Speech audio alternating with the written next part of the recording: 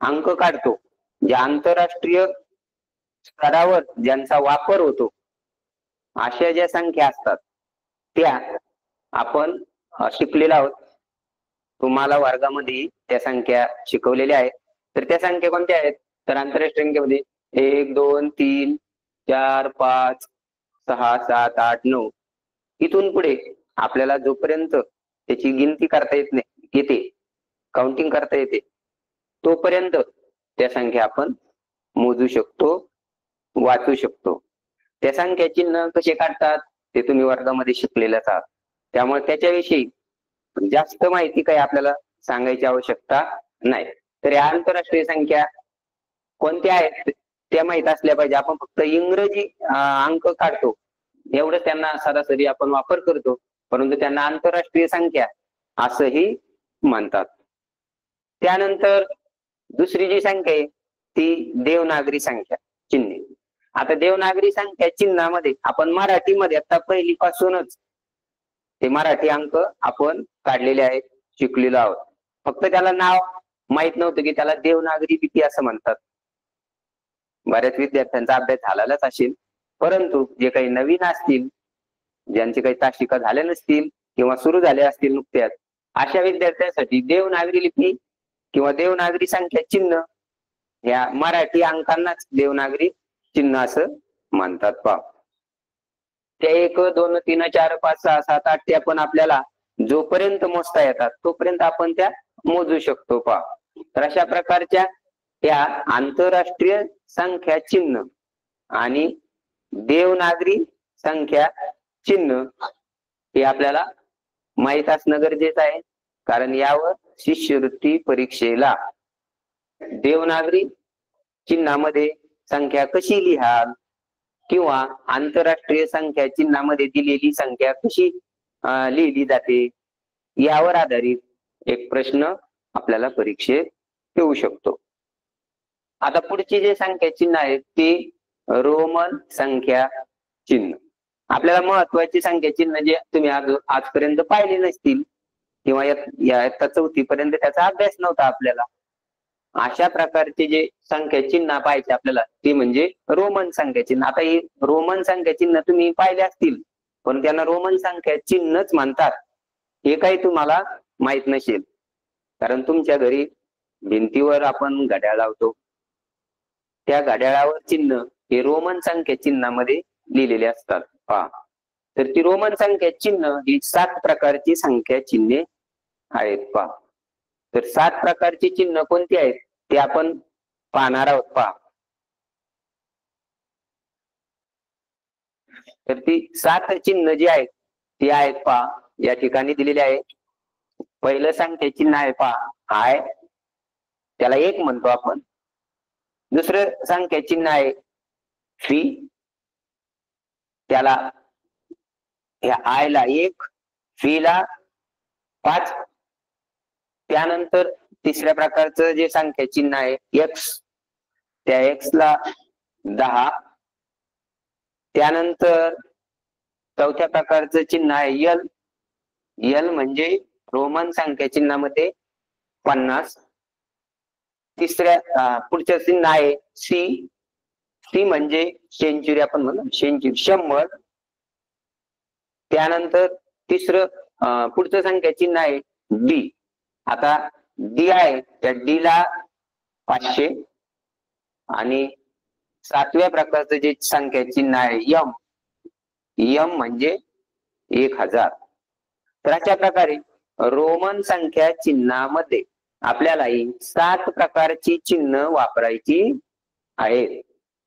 हे पक्क ध्यानात ठेवायचं आहे यांना की 1 ला आय राखलं पाहिजे, 5 म्हणजे फी आहे, एक्स म्हणजे 10, यल म्हणजे 50, सी म्हणजे 100 आणि डी म्हणजे 500 आणि शेवटी यम आहे तर यम म्हणजे 1000. तर अशा प्रकारचे रोमन संख्या चिन्ह आहेत. पहा, हे रोमन संख्या चिन्ह आपल्या लक्षात राहिल्यानंतर आपल्याला परीक्षेत कोणत्याही प्रकारची संख्या लिहिता किंवा वाचता येणं एकदम सोपं होईल. परंतु तेवढे मात्र तुम्हाला लक्षात ठेवावे लागतील. 7च प्रकारचे चिन्ह आहेत. त्यामुळं आंतरराष्ट्रीय संख्या चिन्हामध्ये तसे आंतरराष्ट्रीय संख्या चिन्हामध्ये 0 असतो, परंतु रोमन संख्या चिन्हामध्ये मात्र 0 दिलेला नाही. देवनागरीमध्ये सुद्धा 0 वापरतो आपण, परंतु यामध्ये 0 साठी कोणत्याही प्रकारचं रोमन संख्या चिन्ह दिलेलं नाही.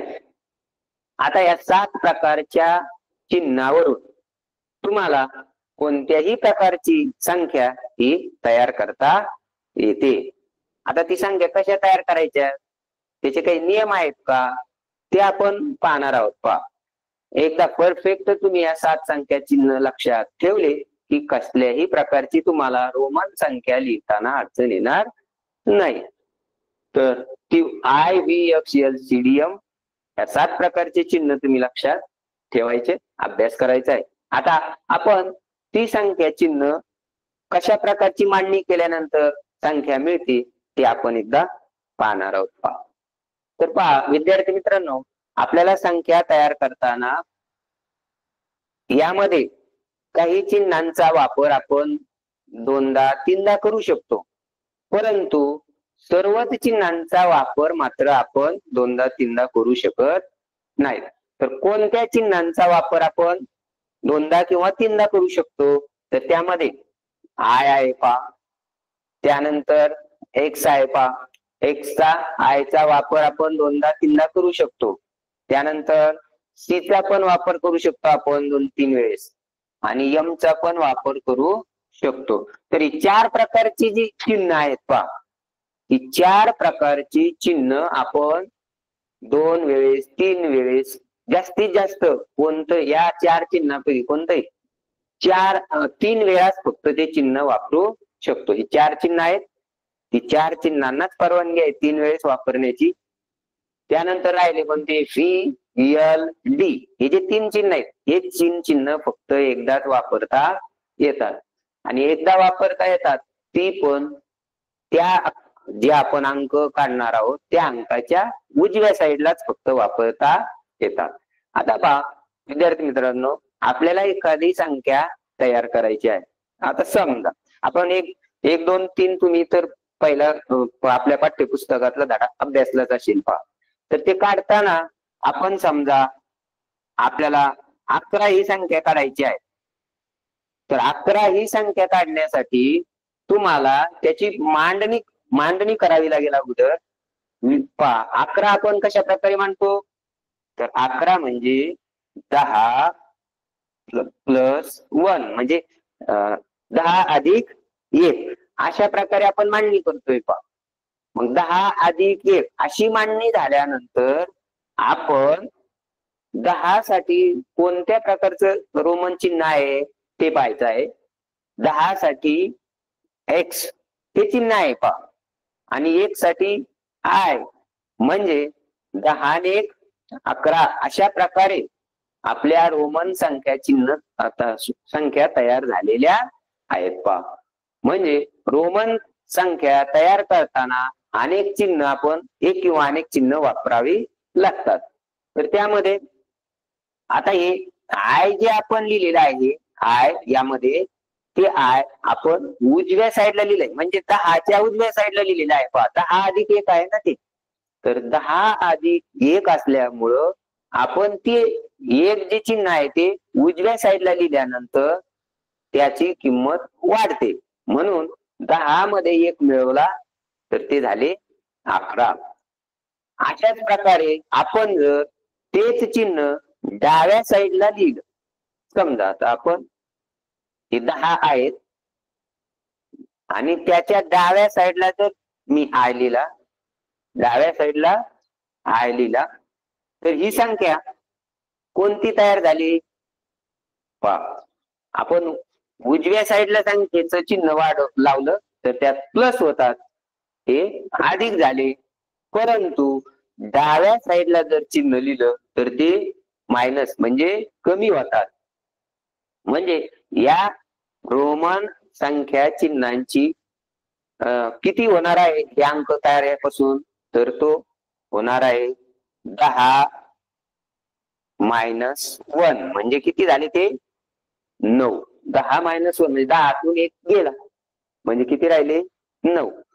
तर अशा प्रकारे आपण संख्या चिन्ह लिहिताना मांडताना जर ते संख्या चिन्ह आपण उजव्या साईडला लिहिलं तर त्या संख्यांची किंमत वाढते आणि तेच जर चिन्ह आपण डाव्या साईडला लिहिलं तर त्या चिन्हाची किंमत कमी होते. तर अशा प्रकारे आपण या रोमन संख्या तयार करू शकतो. आणि आपल्याला या रोमन संख्या तयार करताना काळजी घ्यायची आहे. तर ती काळजी म्हणजे उजव्या साईडला लिहायचं, डाव्या साईडला कधी लिहायचं, कोणते संख्या चिन्ह उजव्या साईडला लिहायचे आणि कोणते संख्या चिन्ह डाव्या साईडला लिहायचे हे आपण पाहणार आहोत. पहा अजून आपण या प्रकारच्या संख्या तयार करणार आहोत. पहा त्यातील आता पहिली आपण 15 ही संख्या तयार करून पाहूया. पहा आपल्याला 15 ही संख्या तयार करायची आहे.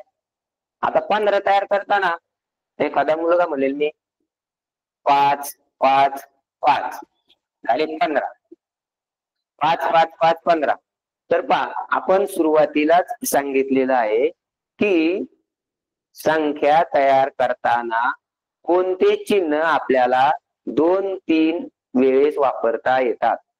त्यामध्ये 5 सांगितलं होता का? नाही. म्हणजे 5 साठी पी हे चिन्ह डबल टिबल वापरता येणार नाही. म्हणून अशा प्रकारचे 15 आपण काढू शकत नाही. म्हणजे चुकीची संख्या तयार झालेली आहे. मग 15 नेमकं कसे काढायचे आहेत पहा. तर 15 काढताना आपल्याला त्याची फोड अगोदर सर्वात त्या संख्येच्या सर्वात जवळची मोठे संख्या चिन्ह रोमन मध्ये कोणतं आहे? तर 15ला सर्वात जवळचं मोठं रोमन संख्या चिन्ह म्हणजे पहा x आहे. पहा 15ला सर्वात जवळचं v म्हणजे 5 नाही ना, 15च्या पुढचं x म्हणजे 10 हे संख्या चिन्ह जवळचं आहे. म्हणून त्याची लिहिताना आपण त्या 15 या संख्या लिहिताना जवळच्या रोमन संख्या चिन्हामध्ये तुम्हाला ते लिहावं लागेल.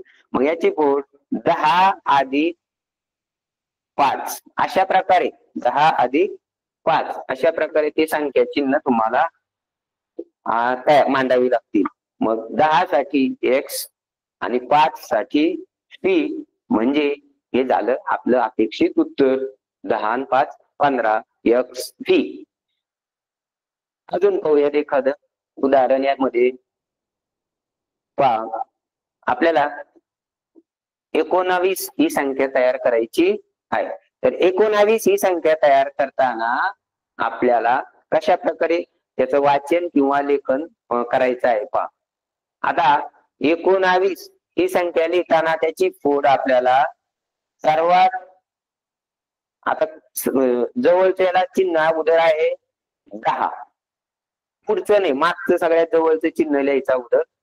म्हणजे याची फोड करताना 10 अधिक पहा असं करतोय का पाहू आपण. काही विद्यार्थी अशी फोड करतात त्याची पहा 10 अधिक 5 अधिक 4 असे पण मांडतील पहा विद्यार्थी. परंतु ते रोमन संख्या चिन्हामध्ये लिहिताना आपल्याला माहित आहे 20 मधून 1 गेला तर 19 राहतात पहा. 20 मधून 1 गेलं तर 19 राहतात.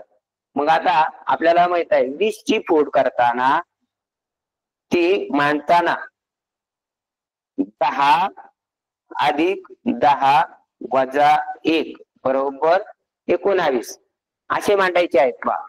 मग आता 10 साठी आपल्याला रोमन संख्या चिन्ह माहित आहेत पहा. 10 साठी x. आता 10 साठी x आहे पण 10 साठी x आहे पण 10 वजा 1 आहे. मग वजा 1 आहे म्हणजे 10तून 1 गेला. म्हणून अशा प्रकारे डाव्या साईडला जर चिन्ह लिहिलं तर त्याची किंमत कमी होते. म्हणजे 10तून 1 गेला राहिले 9. म्हणून आपल्याला 19 ही संख्या लिहिण्यासाठी x अशा प्रकारे तिचं लेखन करावं लागेल. ना की अशा प्रकारे लेखन करता येणार नाही. तर रोमन संख्या चिन्ह लिहिताना उजवीकडे लिहिल्यास त्या संख्येची किंमत वाढते, डावीकडे लिहिल्यास त्या संख्येची किंमत कमी होते. आपल्याला हे महत्वाचं लक्षात आलं पाहिजे.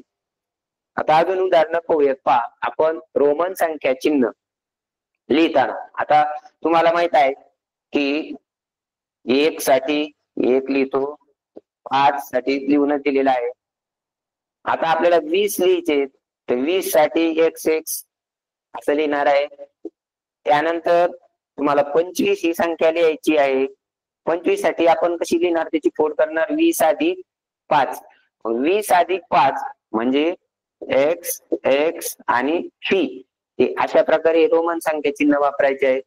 त्यानंतर आपण 30 साठी 30 संख्या लिहिण्यासाठी आपण 10 अधिक 10 अधिक 10 अशा प्रकारे लिहिणार. म्हणून x अधिक x अधिक x हे झाले रोमन संख्या चिन्हामध्ये लेखन. आता आपल्याला 40 ही संख्या लिहायची आहे. 40 ही संख्या लिहिताना 40 हे कोणाला रोमन संख्येत कोणत्या चिन्हाला जवळचे आहे, तर ते 50 ला जवळ आहे. बरोबर. मग 50 वजा 10 म्हणजे होतात 40. बरोबर. 50 वजा 10 वजा 50 वजा 10 बरोबर 40.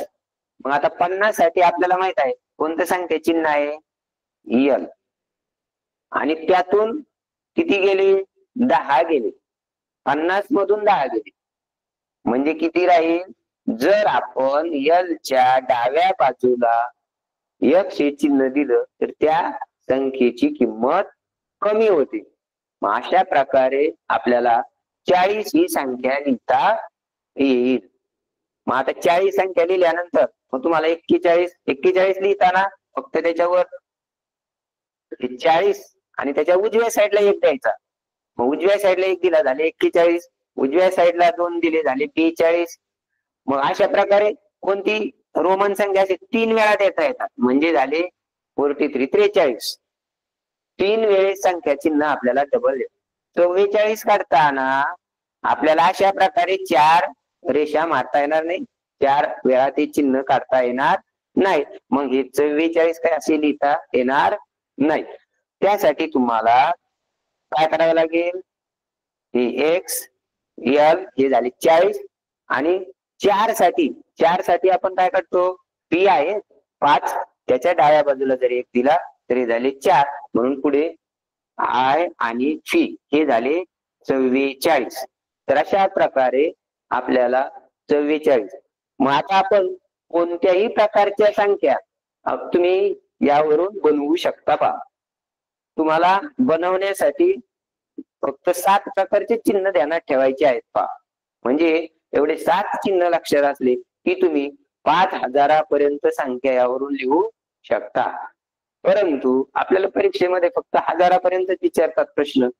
आता तुम्हाला हे माहित असेलच पहा की 125 ही संख्या कशी लिहायची आहे. पहा, आता आपण 100 पर्यंत पाहतो, पण 100च्या पुढे पण परीक्षेला प्रश्न येतात ना.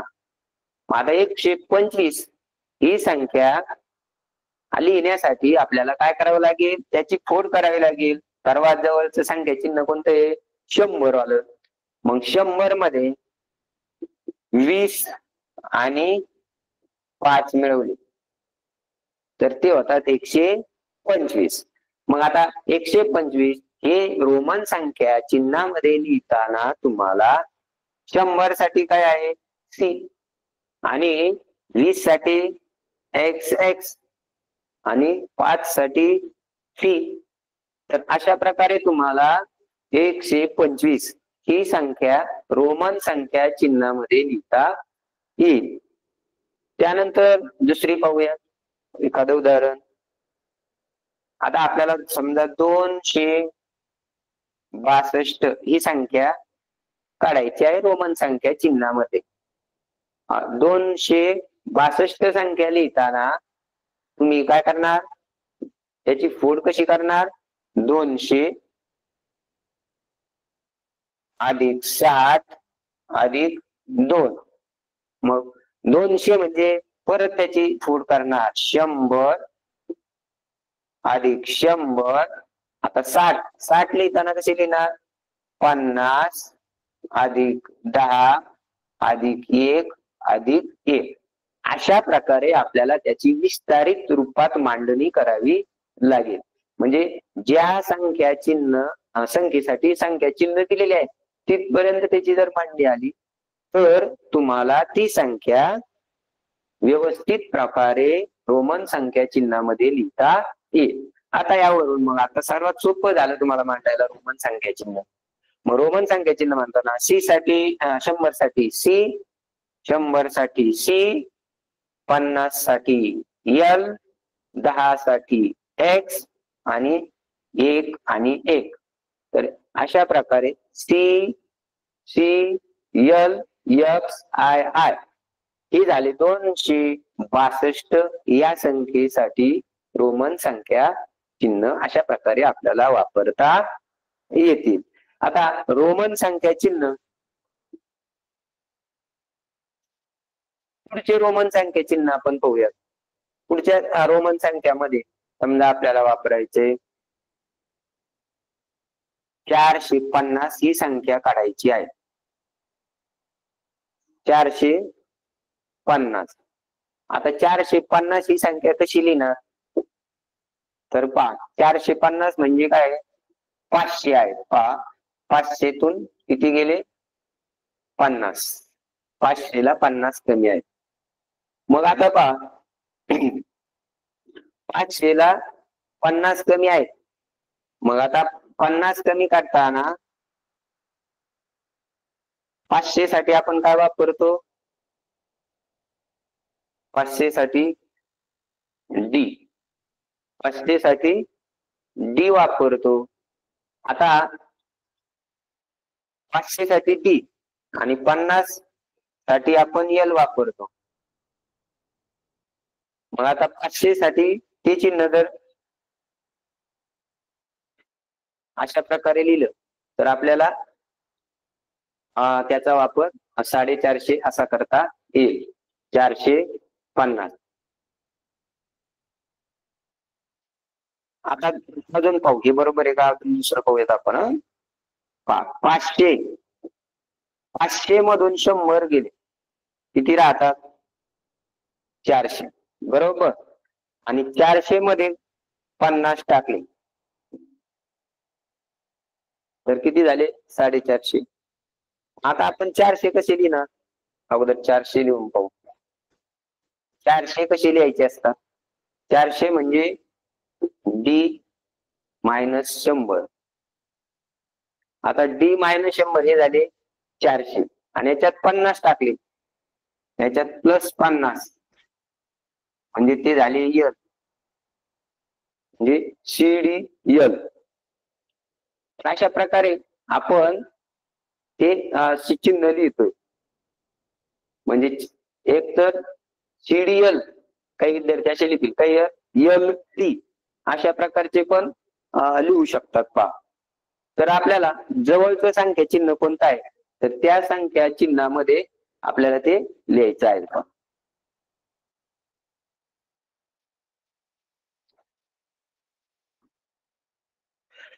आता पहा 1000 आपल्याला 1000पर्यंत संख्या लिहिता आल्या पाहिजे. तर काही कधी त्या संख्या चिन्हाची बेरीज वजाबाकी अशा प्रकारे पण दिलेली असते. पहा तर बेरीज करता समजा पाहूयात यम वजा डी भागिले टी अशा प्रकारे एखादं उदाहरण आपल्याला दिलेलं असतं. पहा तर पहा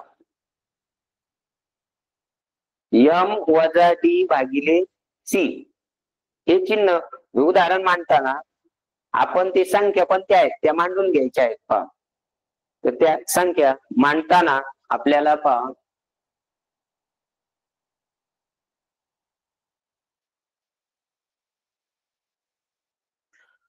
संख्या मांडताना आपण यम म्हणजे किती ते मांडून घेणार आहोत, डी म्हणजे किती ते मांडून घेणार आहोत आणि सी म्हणजे किती ते मांडून आपण घेणार आहोत. पहा तर पहा यम म्हणजे 1000 वजा डी म्हणजे 500 आणि भागिले त्याला सी म्हणजे 100. तर अशा प्रकारे आपण त्याची मांडणी करून घ्यायची आहे त्या गणिताची आणि नंतर ते सोडवायचं आहे आपल्याला ते उदाहरण. कारण इथं 2 क्रिया दिलेल्या आहेत आपल्याला.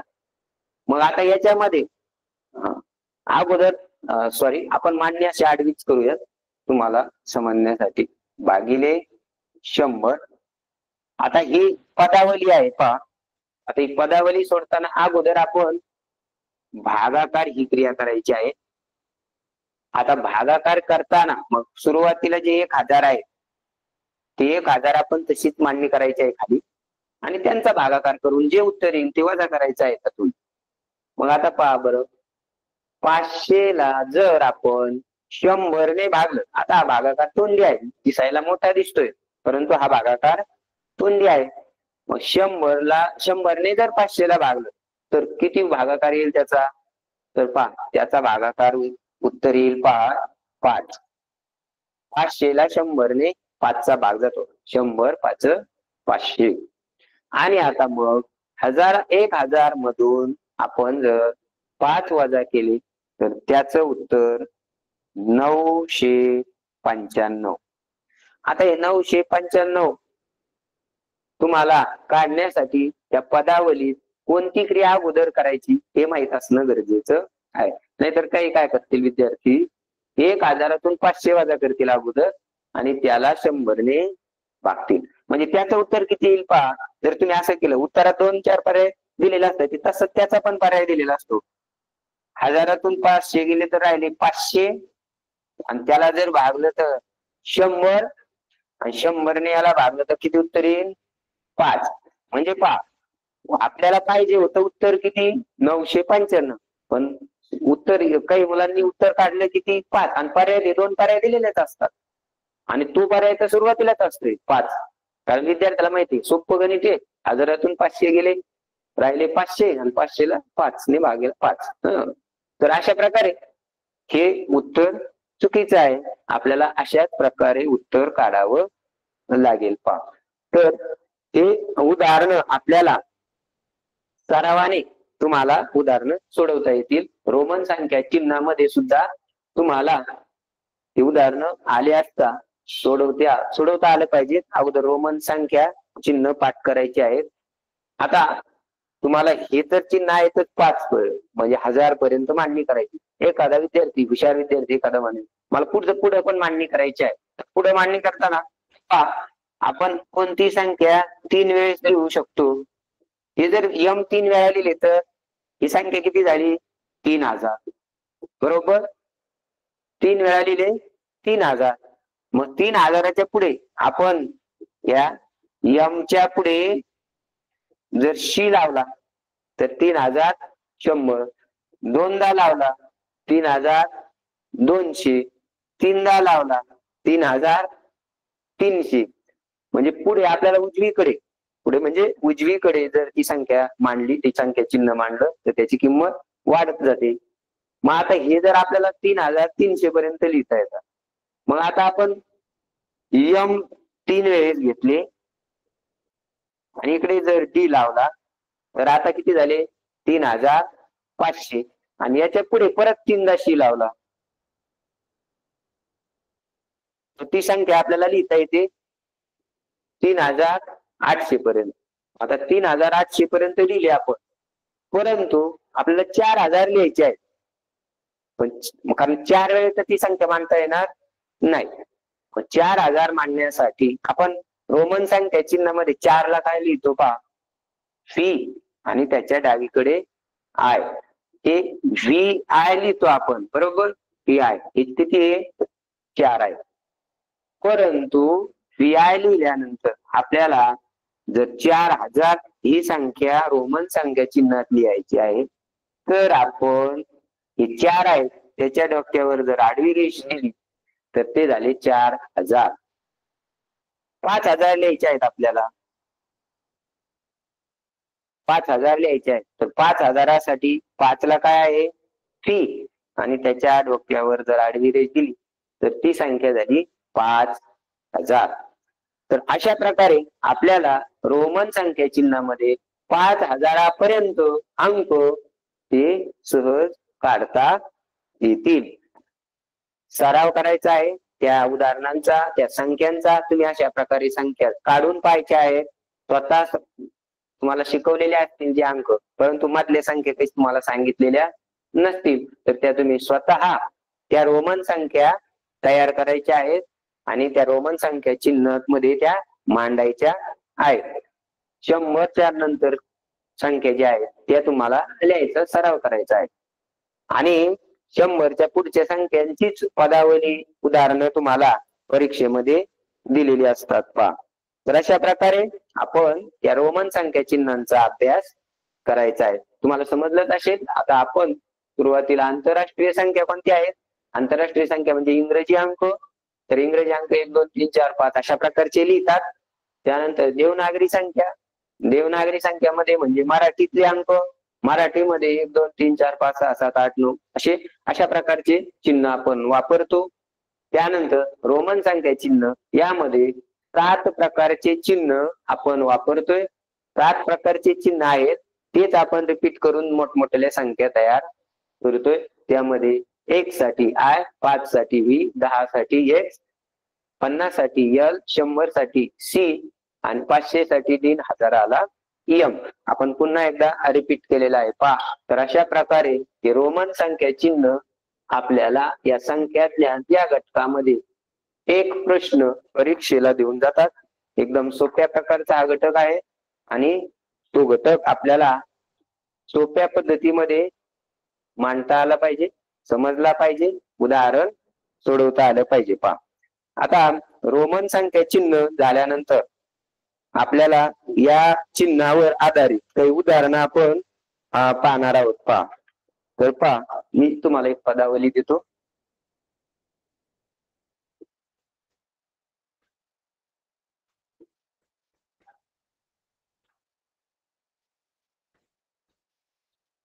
तर पहा, अशा प्रकारे एक पदावली आहे पहा.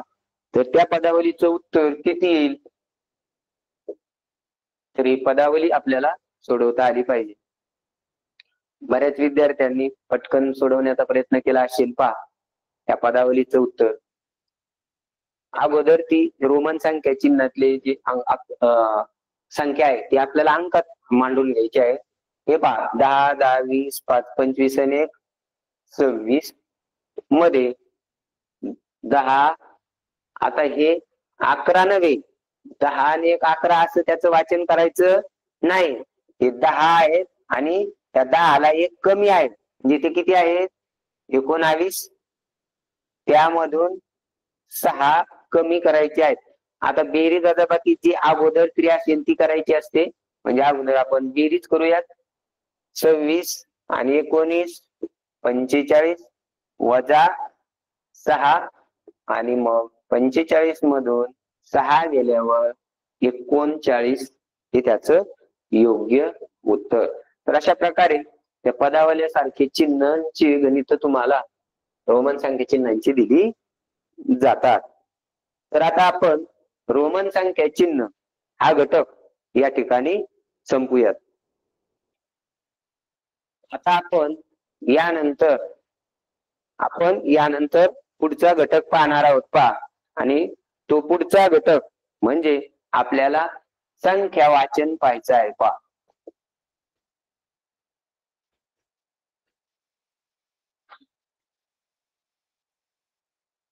संख्यांचं वाचन. आता संख्यांचं वाचन करताना आपल्याला 10 अंकी किती अंकी संख्यांचं वाचन करता आलं पाहिजे? 10 अंकी संख्यांचं वाचन करता आलं पाहिजे. आता वाचन करण्यासाठी तुम्हाला एकक, दशक, शतक, हजार, 10,000, लक्ष, 10 लक्ष, कोटी, 10 कोटी, अब्ज, 10 अब्ज अशा प्रकारे इथपर्यंतच्या संख्या तुम्हाला वाचता आल्या पाहिजे. सुरुवातीला आपण उजव्या साईडने वाचन करत असतो पहा, एकक, दशक, शतक, हजार, 10,000, लक्ष, 10,00,000, कोटी, 10 कोटी, अब्ज, 10 अब्ज. आणि आपल्याला त्या जर संख्या पुढे वाचायच्या असतील तर तुम्हाला पुढे पण वाचता आल्या पाहिजेत पहा. त्यासाठी तुम्हाला याचं वाचन जर पुढे लांबवायचं असेल, एखादा हुशार विद्यार्थी आहे तो म्हणत विचारत असेल ना पुढे पण वाचता आली पाहिजे, कुठपर्यंत वाचता येईल आपल्याला, तर कुठपर्यंतही वाचता येईल. आता मी एकक, दशक, शतक, हजार, 10,000, लक्ष, 10,00,000, कोटी, 10 कोटी, अब्ज, 10 अब्ज. आता 10 अब्जाच्या पुढे बनवा संख्या आपल्याला वाचता येतील पहा. तर 10 अब्ज, अब्ज झाले त्यानंतर असतं खर्व पहा. एखादा हुशार विद्यार्थ्यासाठी पुढे पण आपल्याला तिथपर्यंत लागत नाही, पण माहिती असलं पाहिजे म्हणून मी लिहून देऊ राहिलो पहा. खर्व, खर्व झाल्यावर त्याच्या पुढे असतं निखर्व, पद्म, खर्व, निखर्व, पद्म. त्यानंतर महापद्म असतं, महापद्म, खर्व, निखर्व, पद्म, महापद्म, शंकू, शंकू. आणि त्यानंतर असतो जलाधी शंकू.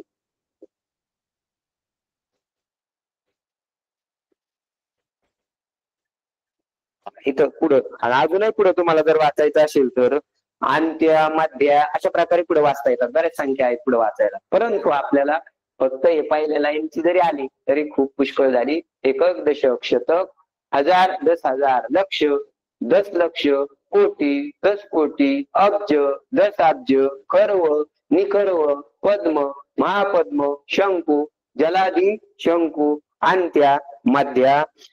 आणि इथून पुढे अजूनही वाचन संख्याचं करता येईल. तर आपण आपल्याला जेवढं आवश्यक आहे तेवढ्याविषयीच आपण पाहूयात सध्या. तर पहा, एकक, दशक, शतक, हजार, 10,000, लक्ष, 10,00,000, कोटी, 10 कोटी, अब्ज, 10 अब्ज इथपर्यंतच्या संख्या आपल्याला लिहिता वाचता आल्या पाहिजेत. तर तेवढ्याच आपण पाहणार आहोत पहा. म्हणजे किती अंकी संख्या तयार होते पहा. जर आपण या ठिकाणी सुरुवातीला 1 लिहिला आणि पुढे जर 0 मांडले आणि या संख्येचं आपल्याला वाचन करायचं सांगितलंय, तर वाचन करताना संख्येचं वाचन करताना त्याचे गट पाडावे लागतात. महत्वाचा मुद्दा आहे पहा. गट पाडल्यानंतर ती संख्या वाचताना आपल्याला एकदम सोपी लागते का. तर गट पाडताना कसे पाडायचे आहे, तर सुरुवातीला 3 अंकाचा एक गट करायचा पहा. मी इथं स्वल्पविराम दिलेला या ठिकाणी. सुरुवातीला 3 अंकाचा एक गट, त्यानंतर प्रत्येक 2 अंकानंतर एक स्वल्पविराम द्यायचा आहे. प्रत्येक 2 अंकानंतर एक स्वल्पविराम द्यायचा आहे. म्हणजे सुरुवातीचे 3 अंक, त्यानंतर प्रत्येक 2 अंकाला स्वल्पविराम दिल्यानंतर, चिन्ह दिल्यानंतर ती संख्या वाचायला आपल्याला सोपी जाते. मग आता आपल्याला ही संख्या वाचायची आहे, तर या संख्येमध्ये शेवटला या ठिकाणी स्वल्पविराम आहे. म्हणजे हे शेवटचे 2 अंक आहेत पहा. तर शेवटचे 2 अंक मिळून जी संख्या तयार होते ती संख्या वाचायची आहे पहा. या ठिकाणी 10 अब्ज आहे. 10 अब्ज म्हणजे 10 अब्ज. किती झाले? 10 अब्ज. आता पुढे काहीच संख्या दिलेली नाही, त्यामुळे पुढची संख्या 00 आहे. मग आपल्याला जर एकावर 10 शून्य दिले पहा, एकावर किती शून्य दिलेले आहेत? 10 शून्य दिलेले आहेत. एकावर 10 शून्य दिले म्हणजे 10 अब्ज. आता एखाद्या संख्या पहा, तुम्ही 1000 ही संख्या, 1000 ही संख्या काढा. 1000 म्हणजे हजारावरती जो अंक आपल्याला द्यायचा आहे 1000 या संख्येचा, त्यावर 3 शून्य द्यावे लागतात. अशा प्रकारे आपण थोडस लक्षात ठेवलं. 1000 म्हटलं का त्या अंकाच्या पुढे 3 शून्य. समजा मला काढायचे आहेत 15,000, मी 15च फक्त काढणार आणि 1000 म्हटल्यावर त्याच्या पुढे 3 शून्य मांडणार, 15,000. आता मला 2 लाख काढायचे आहेत, तर 2 लाख काढताना लाखाच्या पुढे 5 शून्य असतात, तर मग मी 5 शून्य देणार पहा, कारण 1000चे 3 शून्य आणि लाखाच्या पुढे 5 शून्य. आता कोणतीही संख्या सांगा, किती लाख काढायला सांगा. 1000च्या पुढे 3 शून्य, लाखाच्या पुढे 5 शून्य, कोटीच्या पुढे 7 शून्य आणि अब्ज काढायचं तर अब्जाच्या पुढे 9 शून्य. मग 2-2च्या फरकाने ते शून्य चालतात. म्हणून आपल्याला संख्या लिहिताना कोणती संख्या सांगितली असेल, हजारात सांगितली तर लगेच आपल्या डोक्यात घुसलं पाहिजे की अरे हजाराच्या पुढे 3 शून्य असतात. कोटी लिहिलं किंवा 3 शून्य म्हणजे 3 अंक पण म्हणता येतात. 3 शून्य किंवा त्या शून्याच्या जागेवर 3 अंक हे त्यांना ठेवायचं आहे. नुसते शून्य नाही तर संख्या नुसती 50,000 असेल तर मग तुम्ही 50,000 म्हटल्यावर मग शून्य मांडू शकता. पण 50,440 संख्या लिहायची आहे तुम्हाला. मग 50,000 म्हणतो म्हणून 50 काढायचे. आता 440 याच्या पुढे आपल्याला माहिती 3 शून्य असतात. 3 शून्य असतात म्हणजे 3 अंक आले पाहिजे. मग 440 म्हणजे 3 अंक, हे झाले 440 चे 3 शून्य सारखे 3 अंक. म्हणून 50,440 ही संख्या आपल्याला लिहिता येईल. म्हणजे मला सांगायचं काय होतं की एखादी संख्या आपल्याकडून लिहिण्यात वाचण्यात चुकायला नको म्हणून मी सांगितलंय 1000 म्हणजे आपल्याला त्या अंकापुढे 3 शून्य म्हणजे 3 अंक आले पाहिजे. त्यानंतर लक्ष काढायचं आपल्याला तर लक्षाच्या पुढे 5 संख्या आल्या पाहिजे, कारण लक्षाच्या पुढे 5 शून्य असतात म्हणून 5 अंक आले पाहिजेत. त्यानंतर कोटी काढताना समजा आपल्याला काढायचे 2 कोटी, 2 कोटी काढायचे आहेत तर मग 2 काढणार आणि त्याच्या पुढे आपण किती शून्य देणार, 7 शून्य. यापुढे 7 शून्य देणार. वाचून पहा, एकक, दशक, शतक, हजार, 10,000, लक्ष, 10 लक्ष आणि कोटी. पहा वाचून पहा.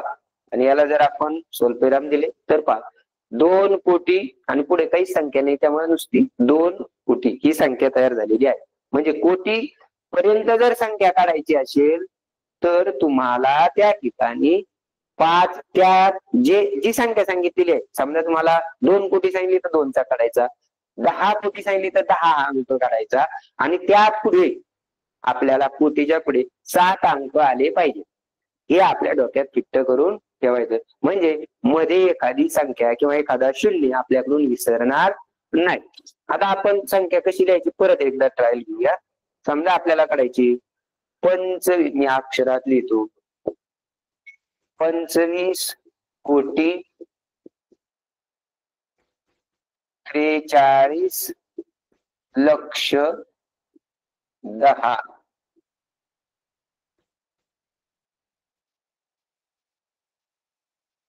25 कोटी 43 लक्ष 10 ही संख्या काढायची आहे. आता आपण डोक्यामध्ये फिट्ट ठेवलेला आहे की कोटी काढायची. किती कोटी काढायची याचे असे गट करून घ्या. ती संख्या कशी काढायची आपल्याला.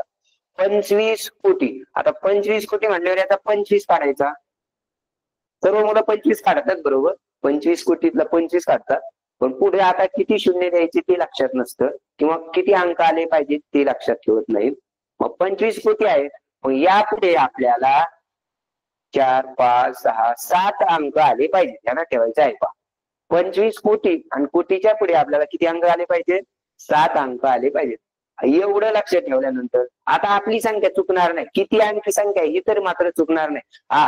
तुमचा लिहिण्यात जर एखादा अंक चुकला तर ती संख्या चुकू शकते, परंतु अंकी किती आहे ही मात्र संख्या चुकणार नाही. म्हणजे कोटीची संख्या आहे. मग 25 काढल्यानंतर आता झाले 25 कोटी. फक्त आता आपल्याला पुढे अंक भरायचे आहेत या गाळ्याच्या डागामध्ये. पुढे काय दिलंय, आता जर तुम्ही 10 काढायचे, शेवटला किती दिलेले फक्त 10, शेवटचा अंक आहे 10 म्हणजे तो शेवटला 10 येणार बरोबर. आणि आता 43 लक्ष आहे.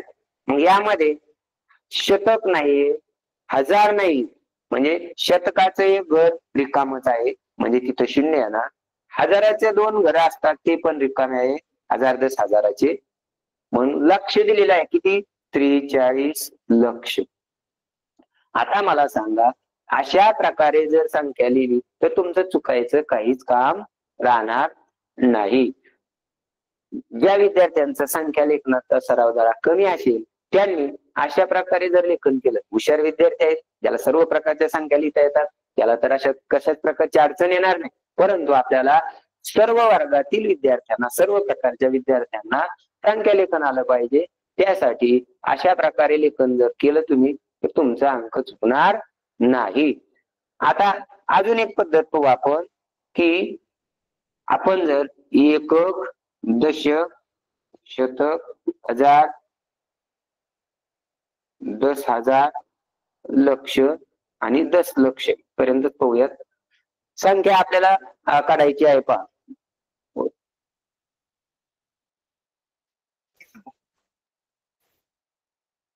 आपल्याला काढायची आहे पहा 9,00,000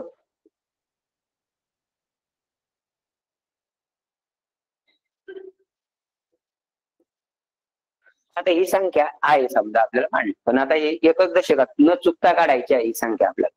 तर पहा 9 फक्त 9 काढायचे आहेत. 9,00,000 लक्षाच्या घरात 9 मांडले आपण.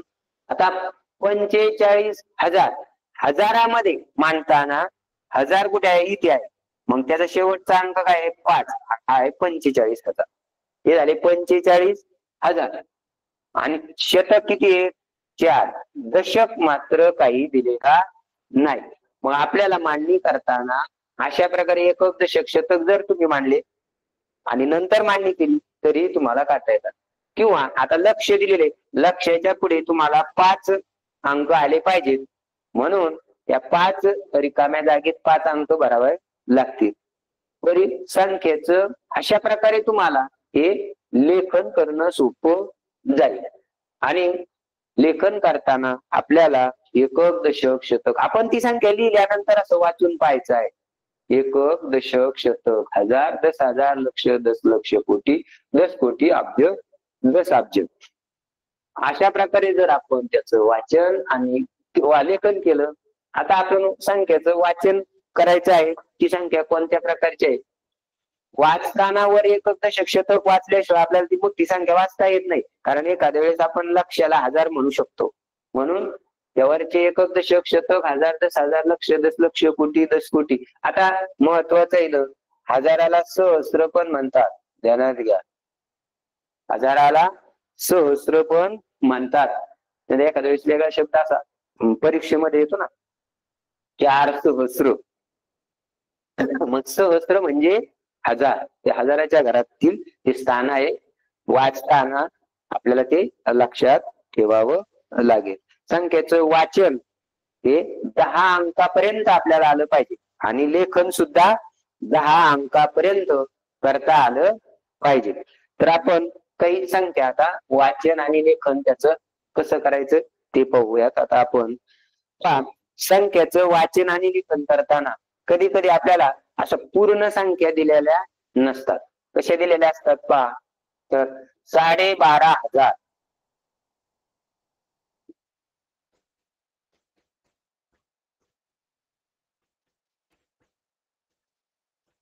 12,500 कसे लिहायचे सांगा बरं.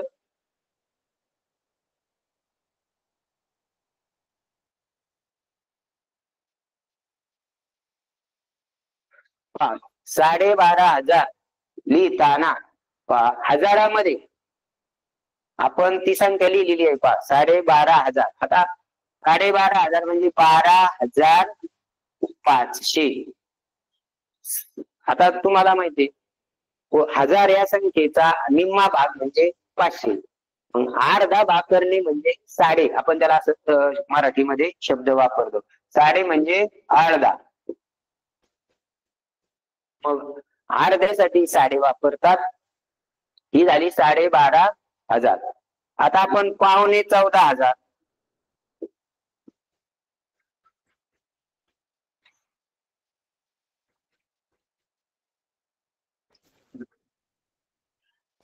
14,000 ही संख्या लिहायची आहे.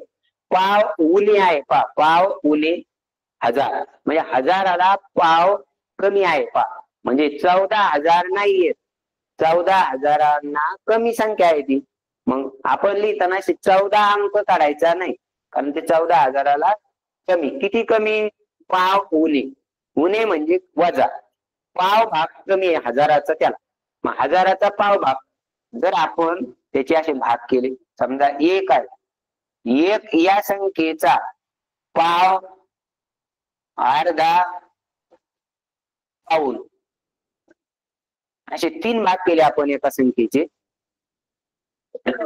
तर पहा 1 चा पाव हा 1 रुपया, समजा 1 रुपयाचा पाव भाग म्हणजे 25 पैसे. अर्धा भाग म्हणजे 50 पैसे आणि पाऊण भाग म्हणजे 75 पैसे. 1 रुपयाचं काम.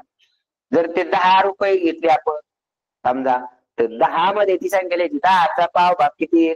2 रुपये 50 2 रुपये 25 पैसे.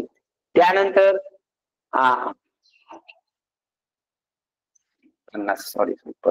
2 रुपये 50 पैसे. त्यानंतर अर्धा भाग घेतला 10चा. 10चा अर्धा 5 रुपये. त्यानंतर पाऊण भाग घेतला तर 7.5 रुपये.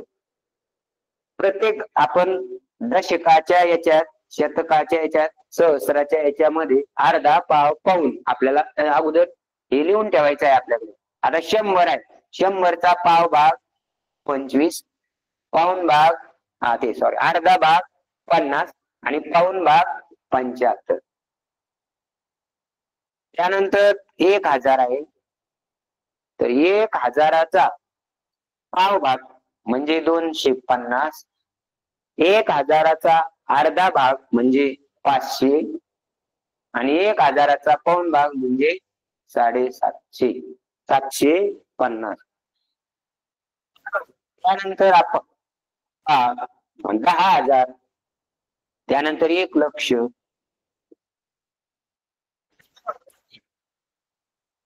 यांचे असे अर्धा, पाव, पाऊण लिहिल्यानंतर आपल्याला जर संख्या अशा प्रकारे लिहायला आल्या की अर्ध्यामध्ये लिहा, पाऊण मध्ये लिहा, ते लिहिणं सोपं होईल पहा आपल्याला. तर पहा आता इकडे बघा, आपण इकडे काढूनच दाखवलेलं. कोणत्याही गोष्टीत पाव भाग म्हणजे 25चा टप्पा असतो पहा. अर्धा म्हणजे 50चा टप्पा आणि पाऊण म्हणजे 75चा टप्पा. म्हणजे 3 संख्या महत्वाच्या आहेत. 25, 50, 75. या 3 संख्या आपल्याला अर्धा, पाव, पाऊण मध्ये महत्वाच्या आहेत.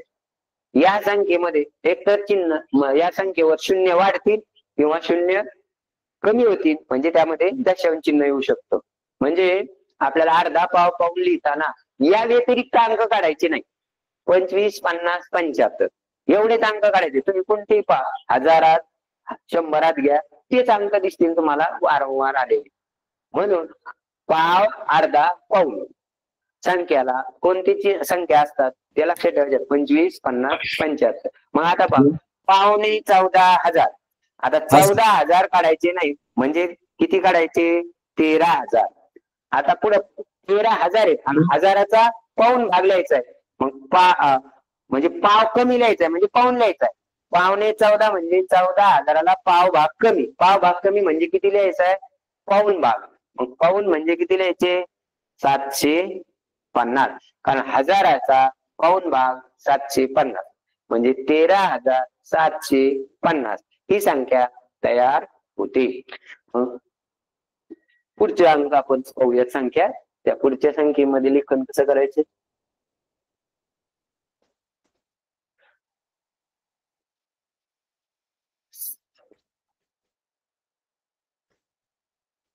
सतरा लक्ष अधिक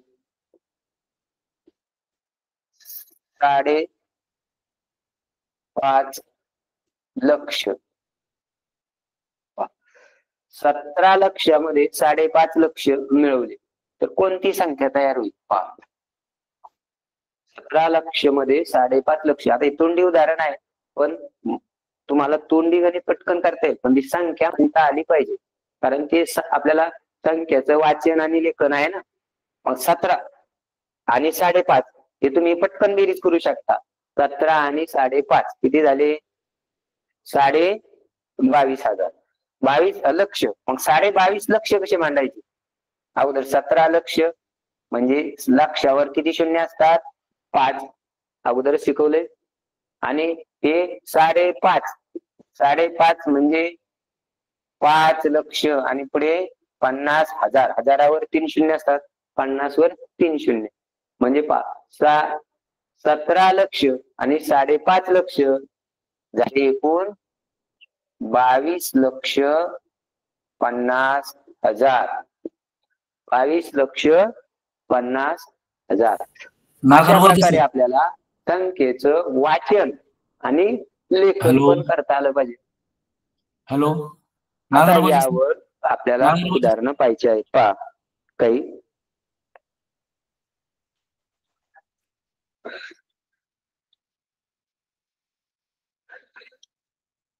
नागरगोजे 75 लक्ष,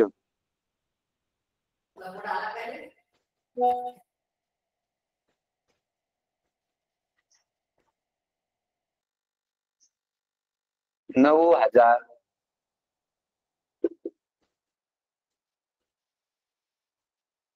535.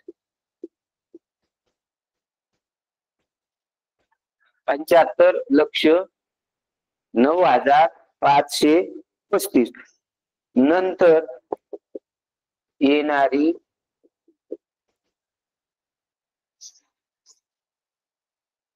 क्रमिक विषम संख्या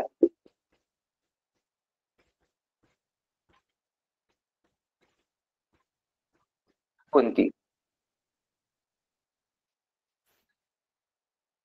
आता 75 लक्ष 9,535 नंतर येणारी क्रमिक विषम संख्या.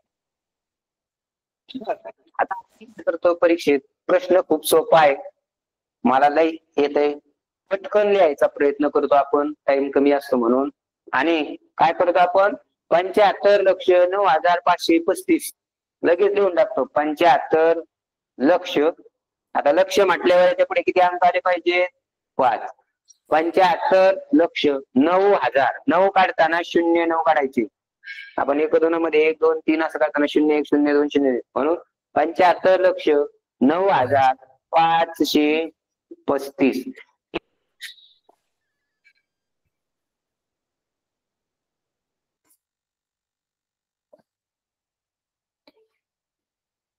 हॅलो, आपा नागरगोजे सरांनी अतिशय छान पद्धतीनं पाठ घेतलेला आहे आज.